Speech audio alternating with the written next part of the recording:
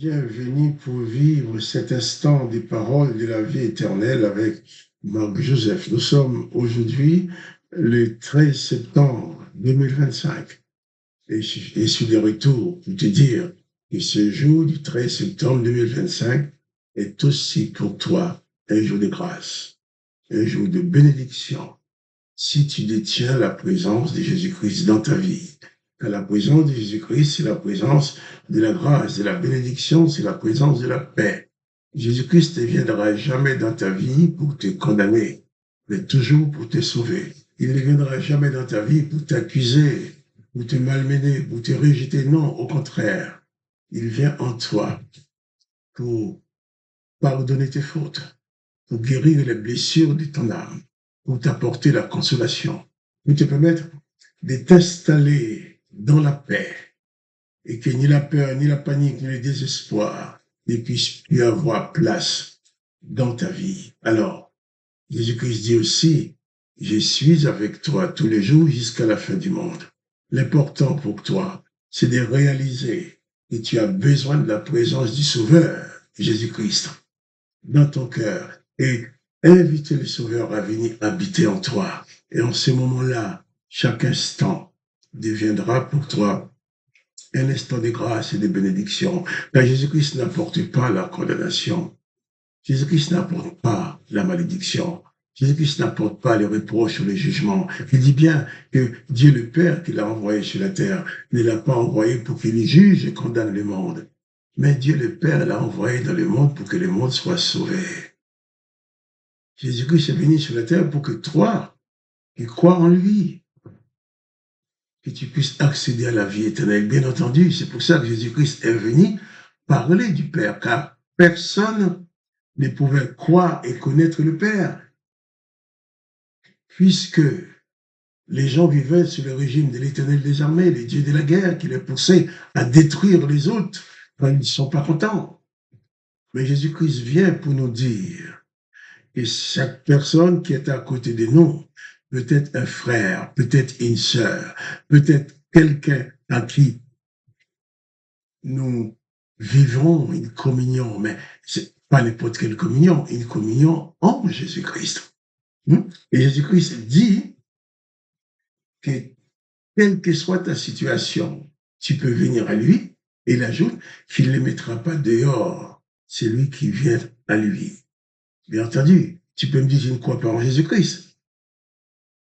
C'est logique, parce que les religions dans le monde qui utilisent le nom de Jésus-Christ font tellement de choses horribles qui n'ont aucun rapport avec Jésus-Christ. Si tu regardes la méchanceté, les erreurs, les bêtises, les crimes que commettent ces gens-là au nom de leur religion, bien sûr, en toute logique, tu vas dire, si c'est ça, Jésus-Christ, je n'en veux pas.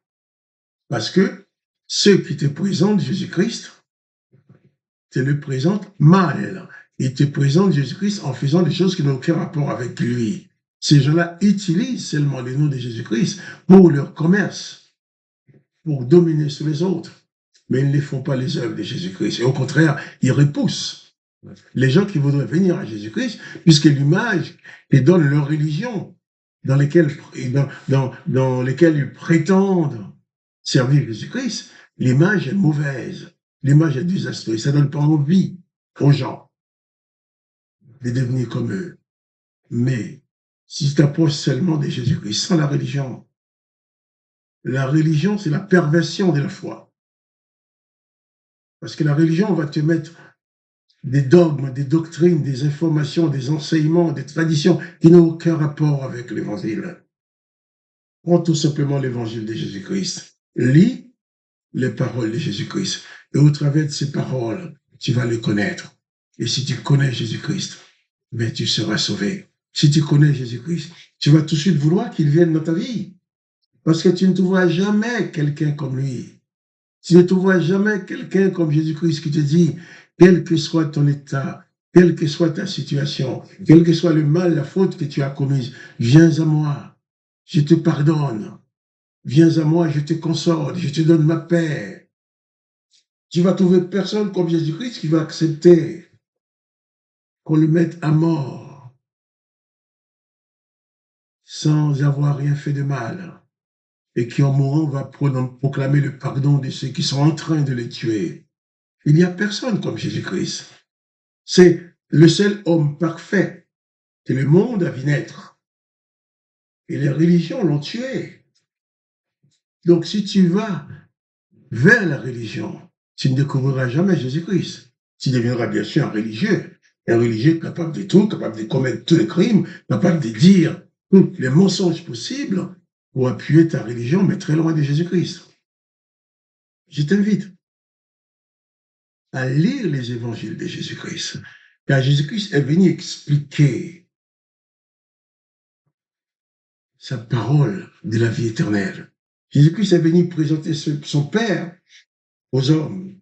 Et lorsque Jésus-Christ a parlé, mais il y a des gens qui étaient choqués parce que c'est religion, c'est pharisien, c'est religieux, qui entendent Jésus dire des choses qui sont contraires à leur religion. Ils sont choqués parce que pour eux, personne ne doit pas aller contre leur religion. C'est d'ailleurs pour cela qu'ils ont décidé de tuer Jésus. Et Jésus parle. Si nous allons dans Matthieu chapitre 15, Matthieu chapitre 15, ces gens-là ayant entendu les paroles de Jésus ont été scandalisés parce que Jésus ne parlait pas comme eux. Jésus ne parlait pas comme eux. Jésus apportait les paroles de la vie éternelle, et tandis que les gens avaient leur religion. Les disciples de Jésus vont lui dire, eh bien, ces gens ont été choqués, scandalisés par tes paroles. Et Jésus va leur répondre que ces gens-là sont de plantes qui n'ont pas été plantées par mon Père. Toute plante qui n'a pas planté mon Père céleste sera déracinée. Ces gens-là ne proclament pas les paroles du Père. Ils proclament les paroles de l'Éternel, leur Dieu qui les enfonce dans leur religion de vengeance. Jésus dit à ses disciples, laissez-les. Ce sont des aveugles qui conduisent des aveugles. Et si un aveugle conduit un aveugle, ils tomberont tous deux dans une fosse.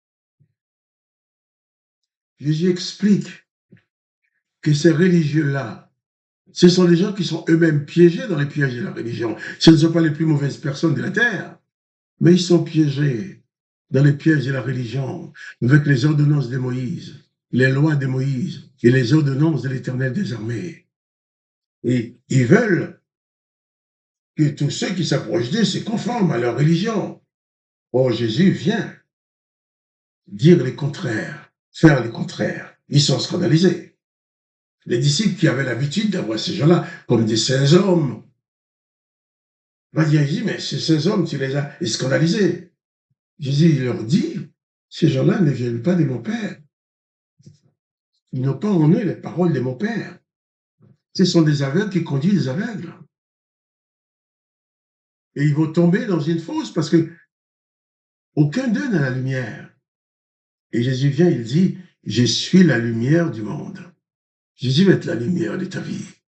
Ne regarde pas les comportements des religieux pour confondre ces comportements à l'évangile. Ne confonds pas les comportements de ces gens-là à la personne de Jésus-Christ. Bien sûr, il faut rejeter ces religions. Ils t'amèneront nulle part. Ces religions t'amèneront à la perdition. Mais il faut embrasser Jésus-Christ.